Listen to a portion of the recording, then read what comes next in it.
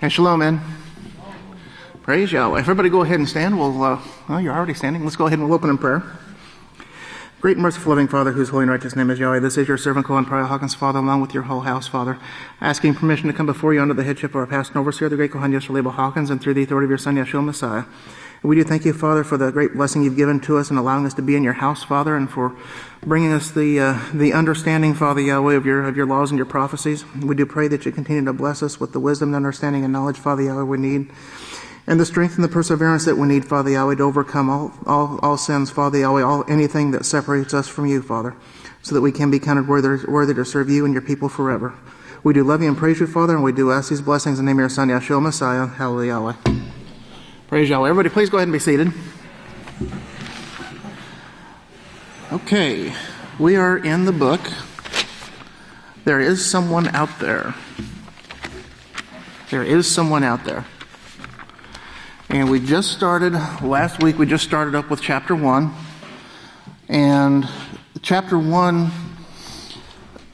is entitled, There Is Someone Out There. And one of the subsections here in the very beginning here, it says the proof. And it's really interesting the way that Pastor started this book out. When you look at when somebody looks at it, that there is someone out there, they're thinking, okay, what's the possibility of these aliens being out there, and all of this possibility of other life out there. And it's really, really interesting the way Pastor started this out. And I just want to kind of rehearse that just a little bit here. He mentions clocks, and he shows how our worldly clocks have to be reset from time to time. Even the world's most accurate clocks, even the atomic clocks, over a period of time, they either gain or lose time. But Pastor shows here, he says, the great clock found in heaven, it never varies in time, not by a second. And he shows that this fact alone makes it completely obvious that some kind of superintelligence is in control of the design, control, and maintenance of all the moving heavenly bodies. And if you think about all of the bodies, all of the, if you just want to limit it to the orbits of the moon around the earth and the earth around the sun, and just how precise that is, and just the precision that is necessary for that, because if the moon's orbit were to get out of whack from the sun, or out of whack from the earth, then we would have some very significant problems. And the tides, the tides for one thing would be wildly out of control, because it's the moon that partially governs the rising and the falling of the tide. The distance of the earth from the sun. If the earth were to move closer to the sun, then it would be too hot. If it were to be moved further away, it would be too cold. Yeah, so it's, there's more at work there than just a pure chance happening with the Big Bang that the world wants to put out. But the fact is that there is a superintelligence that is in control here. And Pastor says here, he says, only a fool could doubt that a superior mind created and set the universe in its invariable motion after seeing the precision that has gone into the magnificent work of the galaxies. And he also says in many instances, now this is where he starts to bring in the scriptures. He says, in many instances, the same control can be seen in the instructions and the prophecies given in what identifies itself as the inspired scriptures, as undeniable as the fact that 1,000 galaxies in perfect precision must have a designer or controller, are the laws and the prophecies of a creator named Yahweh who proves them to have inspired them. So, Pastor, he's going about proving about this someone being out there, and he's tying it into the fulfillment of the prophecies. And the proof and the accuracy of that is that fulfilled prophecy Pastor showed. Remember, he shows that fulfilled prophecy proves all things. And the proof that he addresses here in the beginning here is found in the prophecies concerning the four world ruling powers from the prophet Daniel's time up until now. This is the area that he looked at.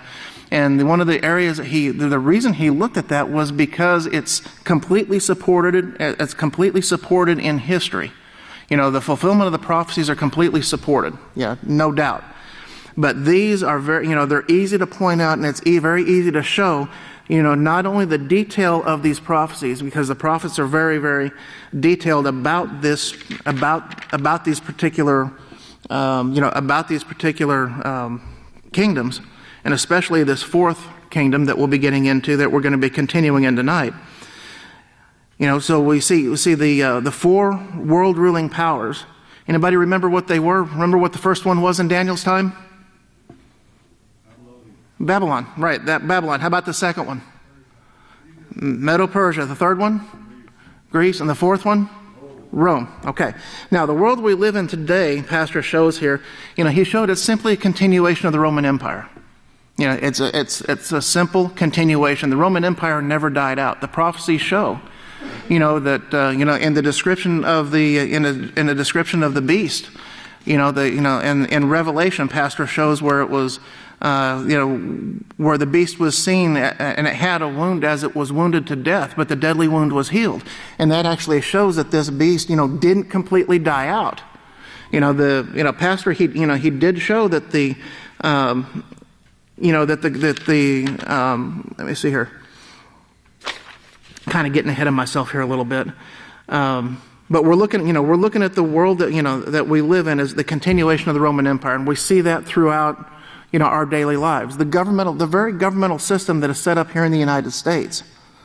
We have a legislative body. One of them is known as the House of Representatives. What's the other one known as?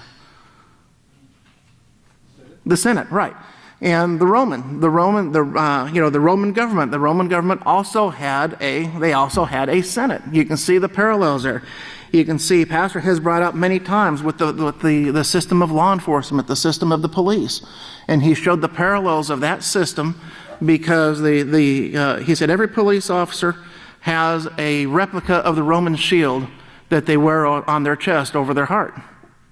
And he showed he shows how that is an extension, and that is simply a replica of the Roman shield, showing where that system comes from. You look at the military, the same type of thing. The decline and fall of Rome was not the end of that first beast that Daniel saw, and we had just mentioned that. But Pastor showed here, he showed that the beast that never did regain the strength that it had as a world-ruling power under its own military power. Militarily it never regained it, but it did regain it. It actually, there was a power that continued to live and continued to grow at that time, and that was the Roman Catholic Church. And Daniel's prophecy identifies the Roman Catholic Church as a little horn. And in Daniel 7:25, remember in Daniel 7:25, he shows here something about this little horn. And he shows here, he says, and this little horn says that it will speak great words against Yahweh. And remember what these great words were, these great words that were spoken? Remember, it was many laws. It was the many laws, that would come out. And that this little horn would seek to wear out, that is to mentally attack and to cause to fall away the saints of Yahweh. And it would also think to change the times, Yahweh's feast days and laws. So this is an identifier. This is something to identify, who this little horn would be, or who this beast would be. Now, on page 9 here, where we left off last week, Daniel's prophecies were definitely inspired by the Creator himself, Pastor shows here. He says there is no possible way that Daniel, who lived during the days of the Babylonian Empire, and remember, he lived during that first, that world-ruling empire, that first of the four that he saw. There's no way that he could have accurately predicted his own, the actions of another world-ruling empire, especially so far in advance of his own time. Yet his prophecy showing that the Roman Catholic Church would establish many laws in opposition to Yahweh's laws has been fulfilled. The world today is a witness to the fact that the Roman Catholic Church changed Yahweh's seventh day, Saturday Sabbath, to Sunday. And not only do the historical records offer this proof beyond a shadow of a doubt, We also have the Roman Catholic Church itself who admits it. So not only do we have the historical proof, but the very people, the very system that changed it, they admit to it. And we're going to go through some of these this evening here. So it shows here on page 9 here, it says the Sabbath and the law. It says of what is the Sabbath commandment a part? And it says here the answer of that was the law of God. See Exodus 20, 8 through 11, which tells us what we need to do and how to properly observe the Sabbath. It says what power? It says papal power acknowledges this act. It says what power has claimed authority to change God's laws? And notice what authority has claimed it, not what authority was given, not what authority was given by Yahweh, not what authority was given by the Scriptures, but what power has claimed the authority. They've just claimed it. Claimed the authority to change God's laws. Here it says, well, the papacy has made that claim. And it says, note, it says the Pope is of so great authority and power that he can modify, explain, or interpret even divine laws. The Pope can modify divine laws. In other words, the Pope is above the Creator himself because he can change that law around. It says, of what part of the law of God has the papacy thought to change? And it says the fourth commandment. That was the answer, the fourth commandment. Note here, it says they, the Catholics, allege the change of the Sabbath into the Lord's Day, contrary as it seems to the Decalogue or to the Ten Commandments. And it says, and they have no example more in their mouths, as they have no example more in their mouths than the change of the Sabbath. In other words, they don't have any scriptural authority. They only authority. They don't have any example other than what they're saying. It says the Roman Church reversed the fourth commandment. Well, here's something established by the Creator of the universe, the Creator of all things, and the Pope says, well, I'm going to reverse that. So the Roman Church reversed the fourth commandment by doing away with the Sabbath of God's Word and instituting Sunday as a holiday. Okay, does the papacy acknowledge the changing of the Sabbath? Do they admit to it? It says, it does. And then it shows here, it says, it pleased the Church of God that the religious celebration of the Sabbath day should be transferred to the Lord's Day. So it pleased the church. Notice here it says it pleased the church. It didn't say anything about it pleasing Yahweh. It wasn't pleasing to, it wasn't pleasing to the Creator here. It didn't say it was pleasing to God. But it says it pleased the church, so it was pleasing to them. It was something that they wanted to do. Question: how prove you that the church had the power to command the feast and holy days? Answer: by the very act of changing the Sabbath into Sunday, which the Protestants allow of, and therefore they fondly contradict themselves by keeping Sunday strictly and breaking most other feasts commanded. Okay, so how do they prove? How do they prove that they have the power? Because they did, and that's what they're saying. I have the power. How do I know? How do you know I had the power to do it? Because I did. And then the Protestants, they allowed it. Their other people followed suit. They didn't question it. They just went along with it. Question: have you any other way of proving that the church has the power to institute festivals of precept? Answer: had she not such power, she could not have done that in which all modern religionists agree with her. In other words, they're saying here, if she didn't have the power, then the people would have risen up against it. But what occurred with those who rose up against and tried to follow any form of holiness? Well, you had the Inquisitions that took place to prove that. You had the Crusades. Anybody that stood up in opposition, they were taken out. They were destroyed. She could not have substituted the observance of Sunday, the first day of the week, for the observance of Saturday, the seventh day of the week, a change for which there is no scriptural authority. See, they even admit here in their own writings here, and this is from the Catholic Mirror, the official organ of Cardinal Gibbon, September 1893. So it says, the Catholic Church, by virtue of her divine mission, changed the day from Saturday to Sunday. So this was her mission. So this was the mission. Remember, you belong to who you obey. Right? So since they changed, since they decided, since they weren't following the Sabbath day, who are they following? They're following Satan the adversary. And what is Satan the adversary? What is she trying to do? She doesn't want people to she doesn't want people to keep the Sabbath. Why? What's so important about the Sabbath? Praise Yahweh. It's the mark of Yahweh. The Sabbath days and the feast days mark us as belonging to Yahweh. It sets us apart. It's that mark of Yahweh. And so by changing that, she is taking and convincing the people that has been done away with. She is, in essence, she's taking away the mark of Yahweh from the people. And the questions here, is Saturday the seventh day according to the Bible and the Ten Commandments? Answer, I answer, yes it is. Number 2, is Sunday the first day of the week, and did the church change the seventh day, Saturday, for Sunday, the first day of the week? I answer, yes. And then it says, did Christ change the day, or did the Messiah, did he change the day? I answer, no. And this is Faithfully Yours by J. Card Gibbons. And there's an autographed letter to that effect here. And it says, question, which day is the Sabbath day? And the answer is Saturday is the Sabbath day. And why do we observe Sunday instead of Saturday?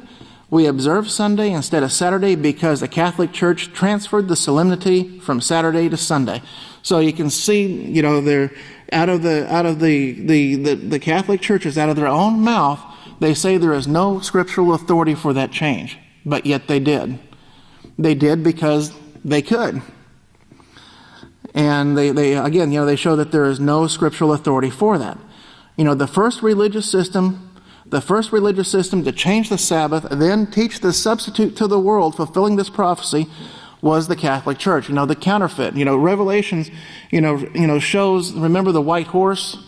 There's a white horse that was shown in Revelation, and upon this white horse there was a man that was sitting on this, and in his hand he had a bow. And with that bow, he went forth conquering and to conquer. Remember, and that's showing this beastly system. That's showing that beastly system, the way that they go out to, the way that they go, the way that they operate. Going forth conquering and to conquer. But it says all Protestant churches followed suit, and they are referred to in scriptures as the daughters of the great whore. Below are letters of admission from Catholic bishops, readily admitting to this change of Yahweh's laws. And here's James Cardinal Gibbons again. He says, you may read the Bible from Genesis to Revelation, and you will not find a single line authorizing the sanctification of Sunday. The scriptures enforce the religious observance of Saturday, a day which we never sanctify. Okay, Martin L. Scott here shows nowhere in the Bible is it stated that worship should be changed from Saturday to Sunday. Now, the church instituted Sunday as the day of worship, and we saw that earlier, but we're seeing it again here. And this was from All Things Catholics Are Asked About, and this took place. This was actually written back in 1927 by John Lowe. Here it says, if we consult the Bible only, we should still have to keep holy the Sabbath day, and that is Saturday. And this is a course in religion for Catholic and high school and academics. So even in their own textbooks, it says here, if we consulted the Bible only, we should still have to keep the Sabbath. Vincent J. Kelly here shows that the church chose Sunday, the first day of the week, and in the course of time added other days as holy days. A history of the problem shows that in some places it was really only after some centuries that the Sabbath rest really was entirely abolished. So the Sabbath rest was abolished. It was done away with. How? It was done by these many laws that were written, by these many laws that were passed to outlaw keeping the laws of Yahweh. And by that time, the practice of observing bodily rest on Sunday had taken its place. Albert Smith shows here, he says, in keeping Sunday, they are following a law of the Catholic Church. And it shows the primitive Christians had a great veneration for the Sabbath and spent the day in devotion and sermons, and 'tis not to be doubted, but they derived this practice from the apostles themselves. So they even admit here that the observation of the Sabbath and with the strict day of devotion that they spent with that came directly from the apostles themselves. Continuing on here, it shows down to even the 5th century, observance of the Jewish Sabbath was continued. So the church changed the observance of the Sabbath to Sunday. It says, and it also shows here, the Protestant claiming the Bible to be the only guide to faith has no warrant for observing Sunday. So they're just showing here again, how there's no scriptural authority for observing Sunday. It says almost all churches throughout the world celebrate the sacred mysteries of the Sabbath on the Sabbath of every week. Yet the Christians of Alexandria and at Rome, on account of some ancient tradition, have ceased to do this. And we just spent, months covering what took place in Alexandria and in Rome, right? We saw how the philosophies, the ancient philosophies and all, and the traditions of the pagan god worship, played into this, and this is what they're showing here. The Christians of Alexandria and Rome on account of some ancient tradition, because they were following those traditions and not the scriptures completely. It says Rome led in the apostasy and in the change of the Sabbath. It says the Catholic Church enforced by law her ordinances as worship and cessation of labor on Sunday. So it was enforced by law to do this. I don't know if anybody ever remembers blue laws, but there were blue laws. I know when I first moved to Texas, this was many, many years ago. This was back in, I want to say 1978, 1979. When I first moved to Texas, we went into a store on Sunday, and we had no idea, didn't know anything about a blue law, and we had picked up, we had picked up some items and had gone through the checkout, and the lady at the checkout looked at us kind of crazy and said, "You can't buy that." "Why not?" "Because it's Sunday." "Oh, well, what can we buy?" And the only thing that you were allowed to buy had to do with food. There was no alcohol that was sold, but there was nothing but food that was allowed to be sold. And that was my first introduction to that. I had never heard of that before. But this is one of the things here that was enforced by law, the ordinances as to worship and the cessation of labor on Sunday. The state, in passing laws for the due sanctification of Sunday, is unwittingly acknowledged in authority, acknowledging the authority. Let me back up here. It says, the state, in passing laws for the due sanctification of Sunday, is unwittingly acknowledging the authority of the Catholic Church and carrying out more or less faithfully its prescriptions. In other words, the state, when the state passes these laws like that, they are lending their authority. They are acknowledging the authority of the Catholic Church. It says Sunday as a day of the week set apart for the obligatory public worship is purely a creation of the Catholic Church. It says, what do Catholics say of Protestant Sunday keepers? It shows here, it says, the observance of Sunday by Protestants is an homage they pay in spite of themselves to the authority of the Catholic Church. So when the people are observing Sunday as a day of worship, notice who they're actually giving who they're acknowledging. They're giving themselves over to the authority to. They're giving themselves over to the authority of the Catholic Church. Now, Unger's Bible Dictionary tells us on page 665 that Sunday worship is definitely of pagan origin, and it shows here Sunday or the Lord's Day. It says the name and change of the day, and it says Sunday is the first day of the week, and it says adopted by the first Christians from the Roman calendar. And Latin, of course, it comes from Latin. It says dies solis, or the day of the sun. Because, notice why it was called that, the day of the sun, because it was dedicated to the worship of the sun. The Christians reinterpreted the heathen name as implying the Son of Righteousness, with reference to this rising, with reference to the Messiah. So they took that word S-U-N, they took that word S-U-N and they said, okay, well, we can just redirect that instead of dedicating it to the pagan god of Mithra, we just redirect that to the Messiah. Yeah, we'll do that, and it'll be okay. And that's what that is basically what they did. And it shows here, it says, it must be carefully remembered that the Lord's Day, the term Sunday, being of pagan origin, is strictly a Christian institution. In other words, it has nothing to do, there's nothing to do with a scriptural authority for that. Now, the Roman Church's hatred for the laws of Yahweh was firmly established by Constantine, a king made pope. Now, remember, Pastor recently here, he's been talking, and I say recently, probably within the past few years, he's been talking about, Pope, about Constantine being a pope. Well, that wasn't the first time that he mentioned it. This is just one instance where he mentions that Constantine was a king made a pope. He says in a letter that he wrote to the Council of Nicaea, shows, his view, shows this hatred, toward the laws of Yahweh. And this historical view of the Council of Nicaea here on page 52, a portion of the letter there is shown. It says, and truly in the first place, it seems to everyone a most unworthy thing that we should follow the custom of the Jews in the celebration of this most holy solemnity.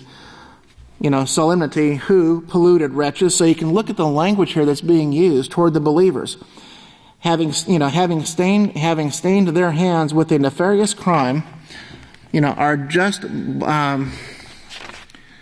are justly blinded in their minds. It is fit, therefore, that rejecting the practice of this people, we should perpetuate to all future ages the celebration of this rite in a more legitimate order. You can see how they want to teach this, and they did teach it to all future ages. Claiming that it's more legitimate than the scriptures themselves, which we have kept from the first day of our Lord's passion, even to the present times. He says, let us have nothing in common with the hostile rabble of the Jews. And that was actually in reference to the believers, to those who were coming out of Galilee. But as Pastor shows here, he says the same governmental system would destroy the temple that was built after the Babylonian captivity.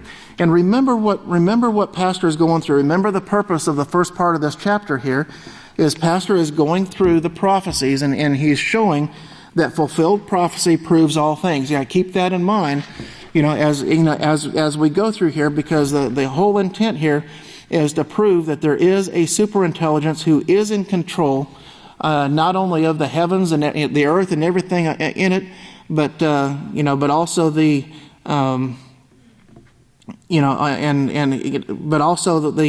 the things that are going on as far as the prophecies are concerned and the fulfillment of the prophecies. But it shows the same governmental system would destroy the temple that was built after the Babylonian captivity.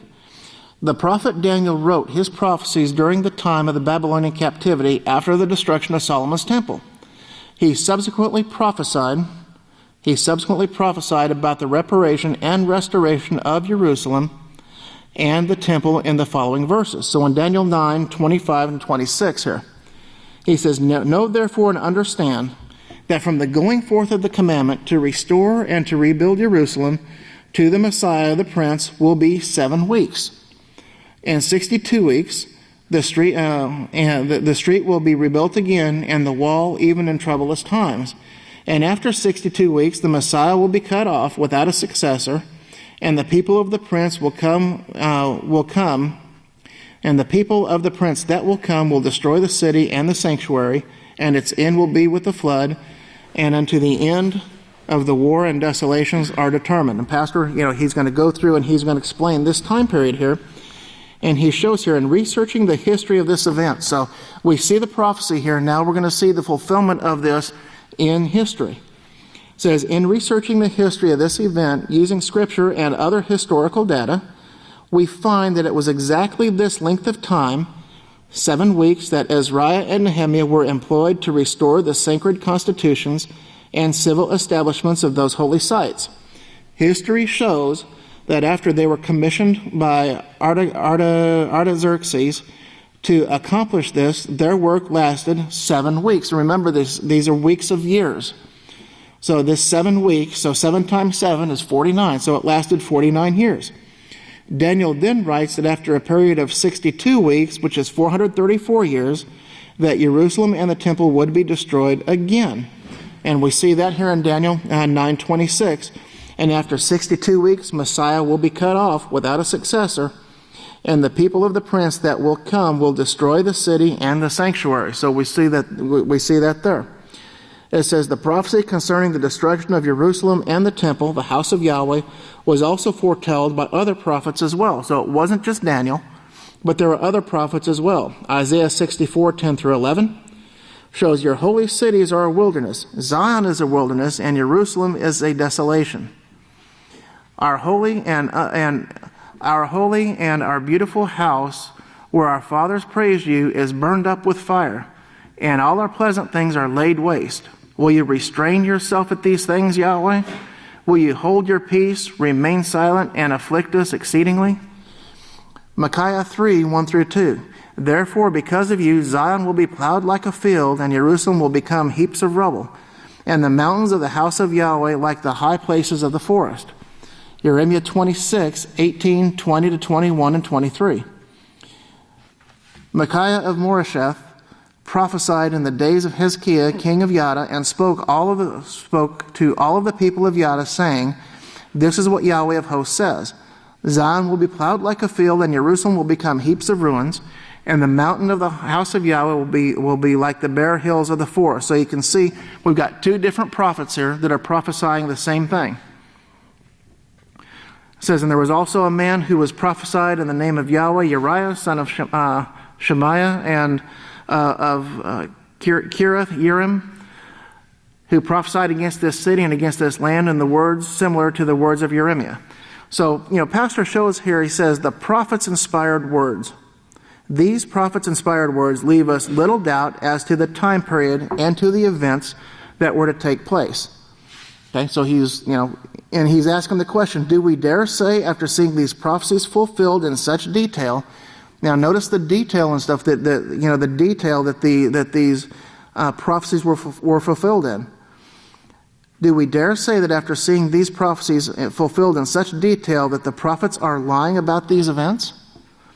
When the prophets first spoke of the destruction of Jerusalem and the temple, they were rejected and persecuted by the religious leaders of their day. Now, since these events came to pass exactly as Yahweh said they would, do we dare reject the remaining prophecies? And so, we see again, Pastor is, it's like Yahweh says, Yahweh says, come and let us reason together. And this is what Pastor is doing. He's written this, he's written this book, and he's starting out with this book, and he says, come on, let's reason together here. Look at these prophecies. Look at the, at the accuracy and the detail. Look at the detail with which these prophecies are written. And then you can look the historical facts up yourself. Look at the history. Look at the history itself and see where these things came to pass and how they came to pass and in the detail that they came to pass. And he's trying to reason, with the people, say, just look at these things, open your eyes and see.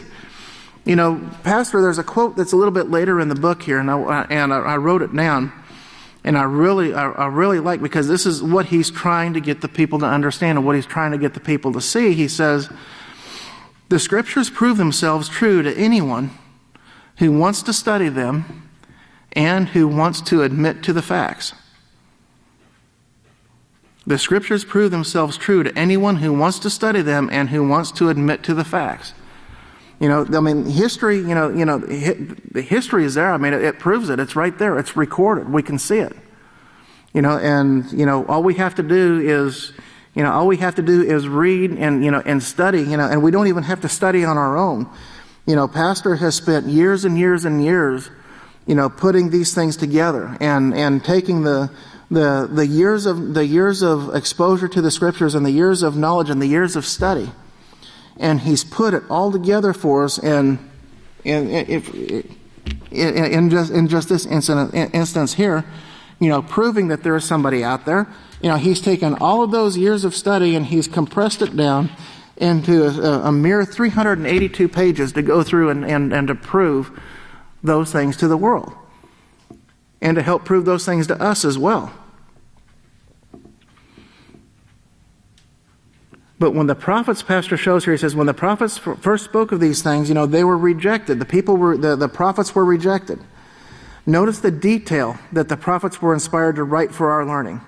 For Zion would to be plowed like a field, the city destroyed. Not only would the temple need to be destroyed, but every stone removed also. Every stone would have to be removed. And remember, these weren't little stones that were moved, were they? They were huge building blocks, and there was not one stone that was left upon another. It was torn completely down. Now, if this prophecy truly comes to pass, and history proves that it has, and yes, history does prove that it has, then the evidence we find will also support the truthfulness concerning the existence of Yahweh. So, we're not only proving, Pastor's not just proving the existence of somebody out there, he's proving the existence of Yahweh himself. He says, we see the proof that this prophecy has been fulfilled in the complete works of Josephus on page 589. It says, Caesar gave the orders that they should now demolish the whole city and the temple, except 3 towers, and there were 3 towers, and a part of the western wall, and these were spared, but for all the rest of the wall it was laid completely to the ground, completely even to the ground, by those who dug it up to the foundation, that there was nothing left to make those that ever came there to believe that it had ever been inhabited. So then history shows that both Jerusalem and the temple were destroyed in 70 CE. The history shows that. It's recorded. Just as Daniel prophesied that it would be. This must prove without a doubt that his prophecies were in fact inspired by Yahweh, because they are so incredibly accurate in detail. You can't take something, you can't take these prophecies and apply them to something else just because there's so much detail to them. This is also proof of Daniel's prophecy that the beast would make war with the saints. Daniel 7:21 and 25, and I beheld the same horn made war with the saints and prevailed against them. And he will speak great words against Yahweh, and will wear out, mentally attack, to cause to fall away the saints of Yahweh, and to think to change the times, Yahweh's feast days and laws, and they will be given into his hand until at times, and dividing a time. Now the word saint means one who fulfills or one who keeps the whole law of Yahweh. Pastor shows here, and he says here, it's truly amazing.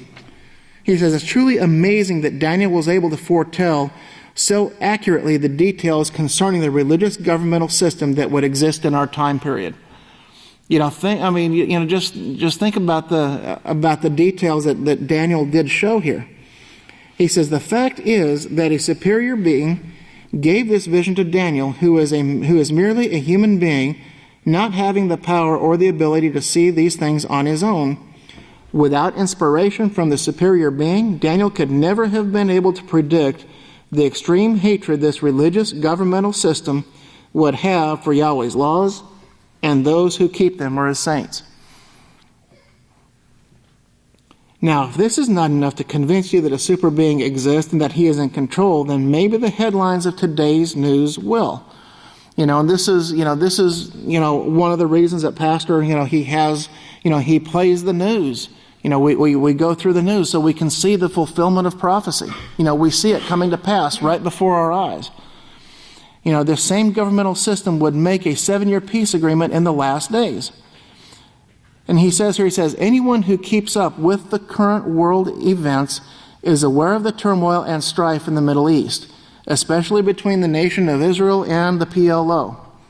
Most people are aware of the 7-year agreement signed by Yitzhak Rabin and Yasser Arafat and negotiated by the United States and Bill Clinton. But how many people are aware that the Catholic Church was the architect of this so-called peace plan? And how many are aware that these events and their outcome were all prophesied thousands of years ago by Yahweh's prophets? As amazing as it sounds, the same Daniel who foretold, number 1, that the Roman Catholic Church rising to power, number 2, that the words of this religious governmental system would speak against Yahweh, and 3, the exact time of both the building and the subsequent destruction of the second temple was also foretold, They also foretold of the 7-year peace agreement. There's so many, there's so many things in here. It says, Daniel 9:25 to 27. Know therefore and understand that from the going forth of the commandment to restore and rebuild Jerusalem to the Messiah the Prince will be 7 weeks, and in 62 weeks the street will be rebuilt again, and the wall even in troublous times. And after 62 weeks Messiah will be cut off without a successor. See, Messiah will be cut off without a successor. And the people of the prince that will come will destroy the city and the sanctuary, and its end will be as with the flood, and unto the end of the war desolations are determined. And he will confirm a covenant, with many for 1 week, that is 7 years. And in the midst of the week he will cause the sacrifice and the oblation to cease. Instead he will cause the prevalence of the Lord of heaven, even until the destruction that is determined will be poured out upon the desolator. And Pastor, he shows here, he says, for many years I've anticipated the development of the 7-year covenant of peace.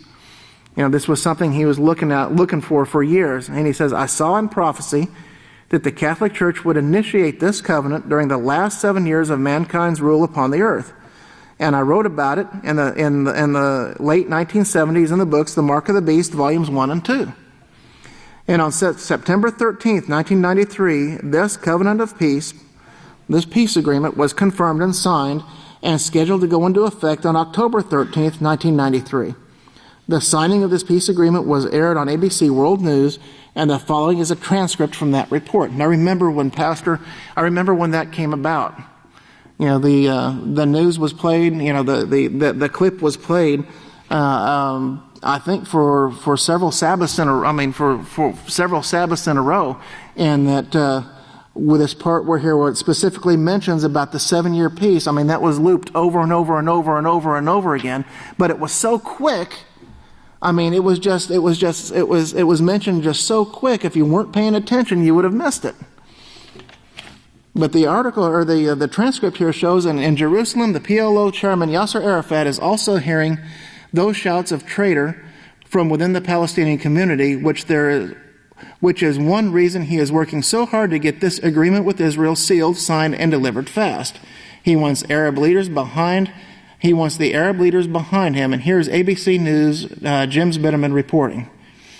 And then the reporter, he says here, and he's narrating here, and he says, for the third straight day, Yasser Arafat trooped around the capital seeking political support and money as he arrived in Amman at the end of the day, at the end of day hopping in the wealthy Persian Gulf states, will back him financially. In Tunis, the man who led the PLO's secret negotiations with Israel, Ahmed Kuria, told ABC News that the PLO is putting the finishing touches on a 7-year plan to rebuild the occupied territory.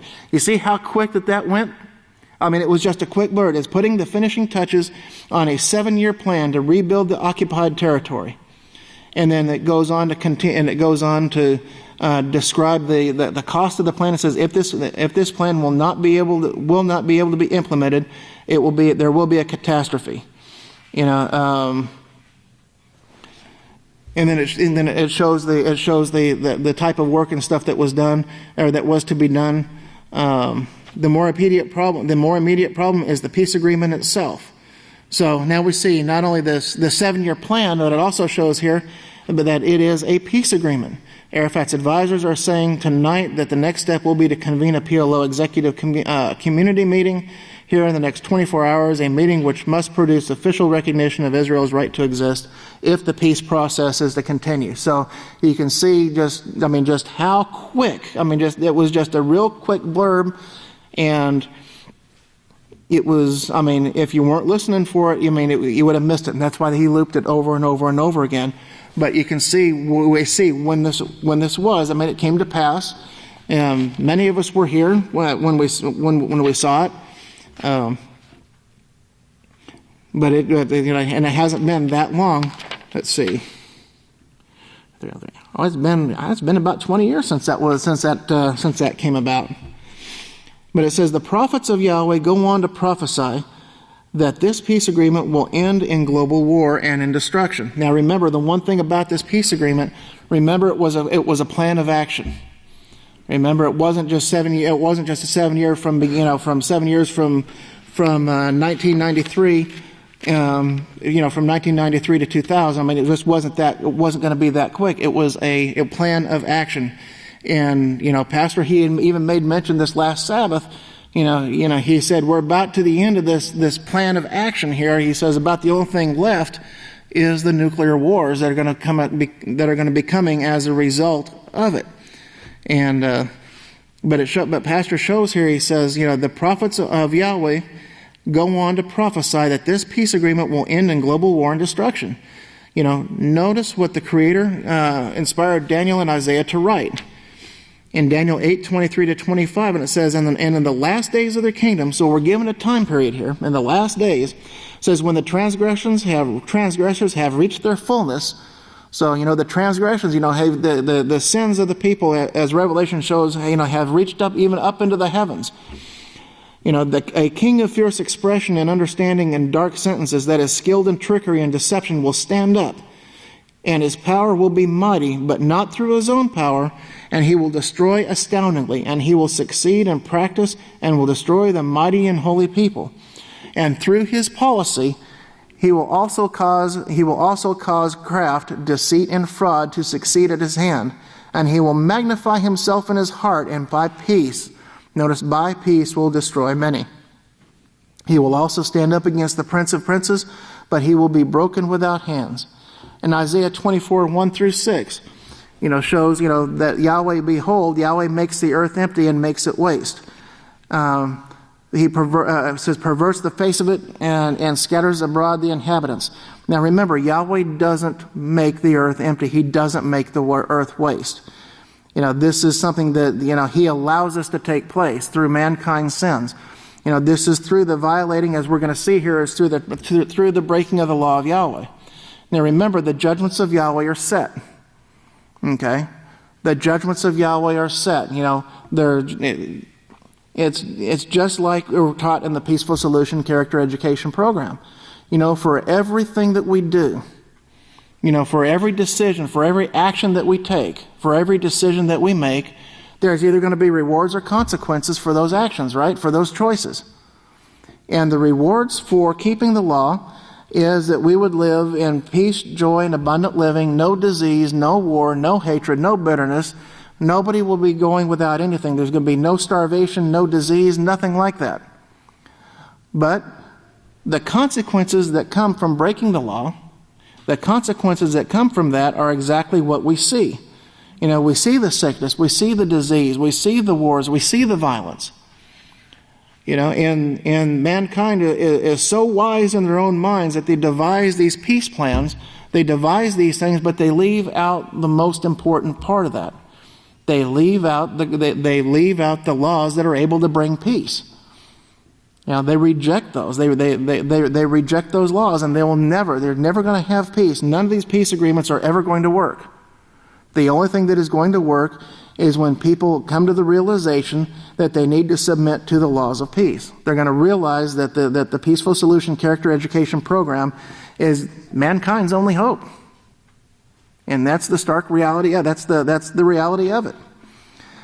Now, behold, Yahweh makes the earth empty, or He allows this to take place. And verse 2 shows it will be as with the people, so with the priest, as with the servant, so with his owner, as with the maid, so with the mistress, as with the buyer, so with the seller, as with the lender, so with the borrower, as with him who takes usury, so with him who gives usury to him. The land will be utterly emptied and utterly plundered, for it has come to pass that it has come. Let me see here. For Yahweh has spoken this word: the earth mourns and fades away, and the world mourns and fades away, and the haughty people of the earth languish. In verse 5, notice here it says, the earth is defiled under the inhabitants of it. Okay, this earth is defiled because of the inhabitants. And what did they do? They transgressed the laws. They changed the ordinances, and they broke the everlasting covenant. And because that they have done this, verse 6 shows, the curse has devoured the earth, or the consequences from making these poor choices is devouring the earth. And they who dwell therein are desolate. Therefore the inhabitants of the earth are burned, and there will be few men left. And ultimately that's what we're going to see here very shortly. Now, of course, the prophecies of this magnitude of destruction are yet to be fulfilled. But what has been fulfilled are the prophecies of the invention of the means of this destructive war and of the nation who would invent it. None of the righteous men written about in Volume 2 of the Holy Scriptures rejected Yahweh's laws to follow Christianity or any other type of pagan god worship. They all kept the seventh-day Sabbath holy. They rejected the religions of their day. They submitted themselves completely to the laws of Yahweh. They let Yahweh's laws overshadow them. They let Yahweh's laws, put Yahweh's character within them. They all kept Yahweh's seventh-day Sabbath holy, just as he commanded in Exodus 20:8 through 11, and in Deuteronomy 5:12 through 15. And they all kept Yahweh's feast days, just as Yahweh commanded in Leviticus chapter 23. The Apostle Yochanan was no exception. In fact, he wrote of the same beastly governmental system that Daniel identified as the fourth beast in the book of Revelation. This is none other than the Roman Empire, which is now led by the Catholic Church. This governmental system rose up in Europe with Rome, the city on 7 hills, as its capital. Then notice in Revelation 13:1 through 8. It says, "And I stood upon the sands of the sea, and I saw a beast rise up out of the sea, having 7 heads and 10 horns." Remember what the sea represents. This beast rose out of the sea. Remember, the sea represents the peoples and the multitudes and nations and languages. Having 7 heads and 10 horns, and upon his horns 10 crowns, and upon his heads the names of blasphemy. And the beast which I saw was similar to a leopard, and his feet were as the feet of a bear, and his mouth as the mouth of a lion. And the dragon gave him his power and throne and great authority. And I saw one of his heads, as it were, wounded to death, and this deadly wound was healed. Remember the Roman Empire. Remember the Roman Empire didn't fall. I mean, it fell militarily, but remember, it came back as it rose again. It continued to grow and continued to grow in power as the Roman Catholic Church. It says, "And they worshiped the dragon who gave power to this beast, and they worshiped the beast, saying, 'Who is like the beast? Who is able to make war with them?'"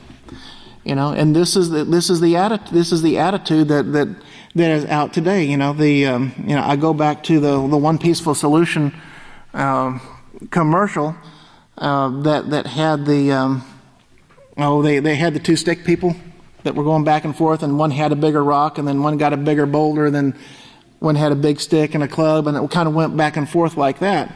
And that was the idea that they had. Well, now that I've got this big, no one is ever going to come against me.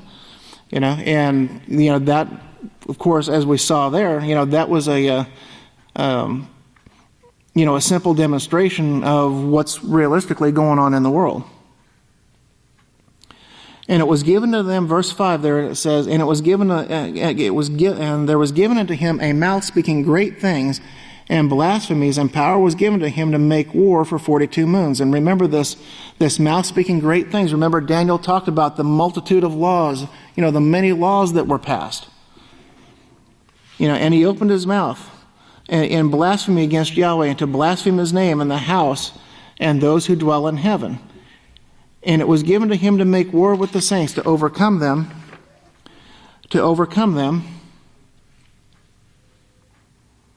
And authority was given to him over all tribes and peoples and nations and languages. And all those who dwell upon the earth will worship him, whose names have not been written from the foundation of the world in the book of the Lamb, the book of life of the Lamb who was slain. And then in Revelation 17, 1 through 5 and verse 9, it shows here, it says in verse 1 here, it says, "And there came one of the 7 Malachim who had the 7 bowls and talked with me, saying, And come, and I will show you the sentence of this great whore that sits upon these many waters." So we're going to get a little bit more of an identifier here of who this beast is. And it says, "With whom the kings of the earth have committed fornication." In other words, they've practiced idolatry and God worship, the worship of Elohim. "And the inhabitants of the earth have made drunk with the wine of her fornication." And if you think about what this idolatry means, idolatry means God worship.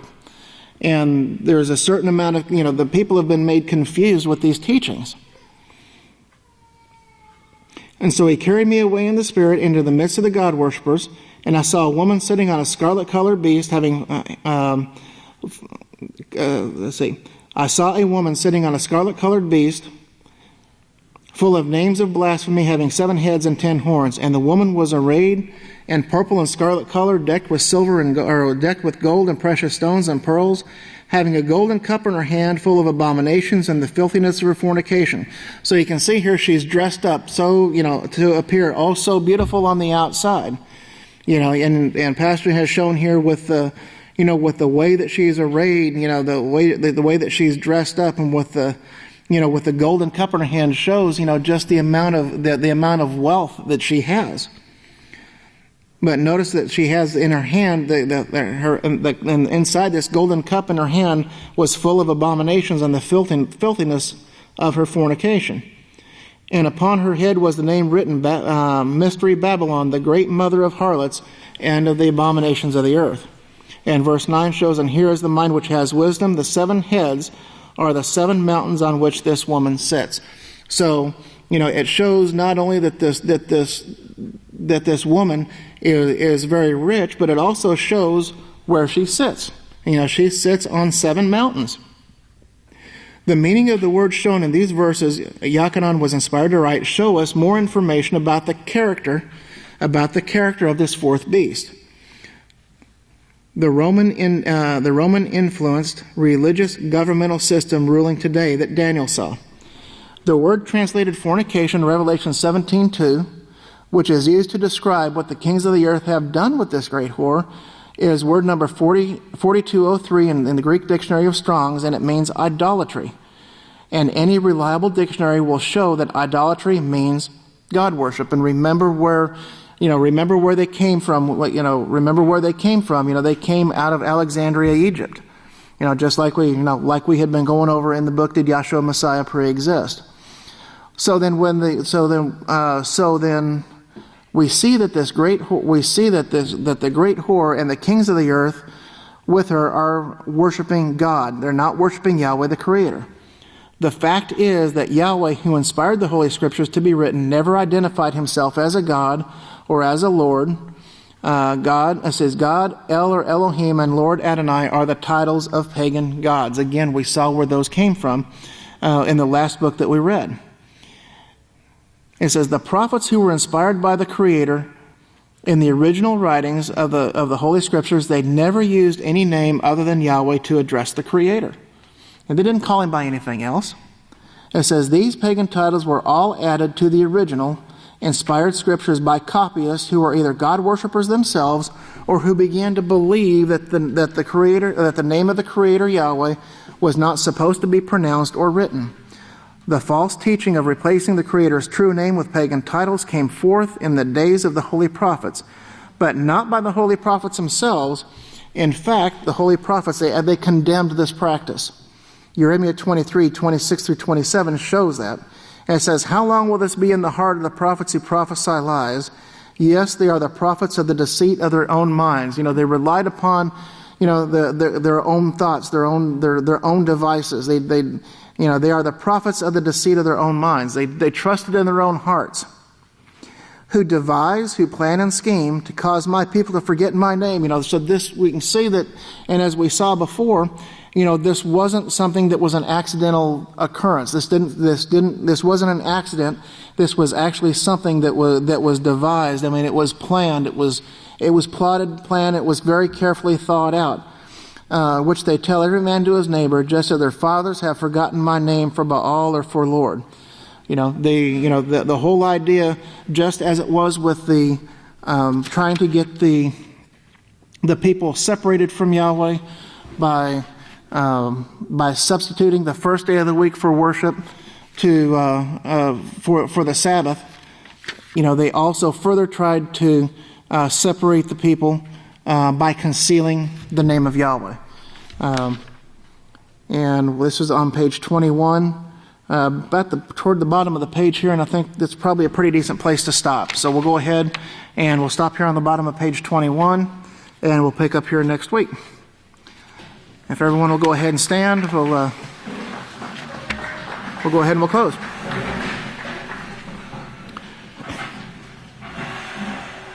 Great and merciful loving Father, whose holy and righteous name is Yahweh, Father, once again it's your servant Yisrayl Hawkins, Father, along with your house, Father, asking permission to come before you under the headship of our pastor and overseer, the great Yisrayl Hawkins, and through the authority of your Son, Yahshua Messiah. And we do come before you, Father Yahweh, this evening. We do praise you and thank you for the great blessing that you've given to us, and the great, that we thank you, Father, for the mercy and the loving kindness that you've shown to us and bring us out of this sin-sick world, Father Yahweh, and allowing this opportunity to be here, Father Yahweh, and to take on your perfect righteous character.